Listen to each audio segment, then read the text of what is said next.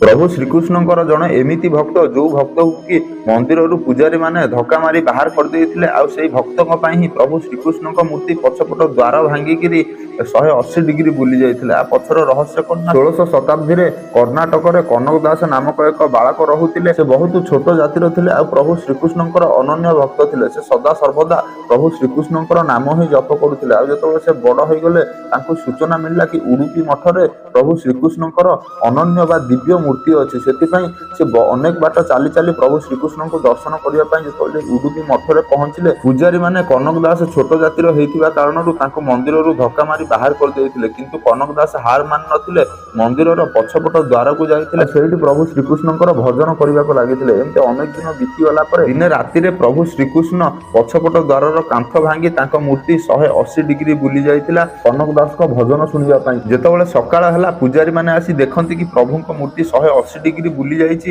ଆଉ କାନ୍ଥ ଭାଙ୍ଗି ଯାଇଛି। ପୂଜାରୀ ମାନେ ଦେଖି ଆଶ୍ଚର୍ଯ୍ୟ ହେଇଗଲେ ଆଉ କନକ ଦାସଙ୍କ ପାଦ ତଳେ ପଡ଼ିଗଲେ। ଯାହାଙ୍କୁ ସେ ଧକ୍କା ମାରି ବାହାର କରିଦେଇଥିଲେ ସେଇ ବାହାରିଲେ ପ୍ରଭୁଙ୍କର ଅନନ୍ୟ ଭକ୍ତ। ଆଉ ସେଇ ଦିନ ଠାରୁ ଆଜି ପର୍ଯ୍ୟନ୍ତ ମଧ୍ୟ ପ୍ରଭୁଙ୍କ ମୂର୍ତ୍ତି ପୂର୍ବ ଦିଗକୁ ମୁହଁ ହୋଇଥିଲା। ଆଉ ସେଇ ଦିନ ଠାରୁ ଯେତେବେଳେ 180 ଡିଗ୍ରୀ ବୁଲି ଯାଇଥିଲା, ତ ଆଜି ମଧ୍ୟ ପ୍ରଭୁଙ୍କ ମୂର୍ତ୍ତି ପଶ୍ଚିମ ଦିଗକୁ ମୁହଁ କରିକି ଅଛି। ଆଉ ଆଜି ମଧ୍ୟ ପ୍ରଭୁଙ୍କ ପାଖରେ ବୁଟ ଡାଲିର ବରା ଭୋଗ ହୁଏ, କାହିଁକି ନା କନକ ଦାସ ବୁଟ ଡାଲିର ବରା ପ୍ରଭୁଙ୍କ ପାଇଁ ଆଣିଥିଲେ। ତ ଗର୍ବର ସହିତ ଆମ ଚ୍ୟାନେଲକୁ ସବସ୍କ୍ରାଇବ କରି କମେଣ୍ଟ ବକ୍ସରେ ଜୟ ଶ୍ରୀକୃଷ୍ଣ ଲେଖିଦିଅ।